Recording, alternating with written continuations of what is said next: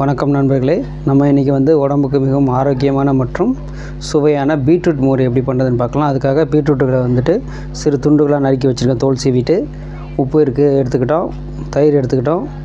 மோர் அரைக்கிறதுக்கு முக்கிய தேவையான பச்சை மிளகாய், இஞ்சி, கருவேப்பிலை, கொத்தமல்லி எடுத்துருக்கோம். இப்போ நம்ம மோர் அரைக்கலாம். முதல்ல சிறிதாக நறுக்குனா பீட்ரூட்டு சேர்த்துக்கலாம். கருவேப்பிலை சேர்த்துக்கலாம், இஞ்சி சேர்த்துக்கலாம், காரத்துக்கு ஏற்ப பச்சை மிளகாய் சேர்த்துக்கலாம், உப்பு சேர்த்துக்கலாம், தேவையான தயிர் சேர்த்துக்கலாம்,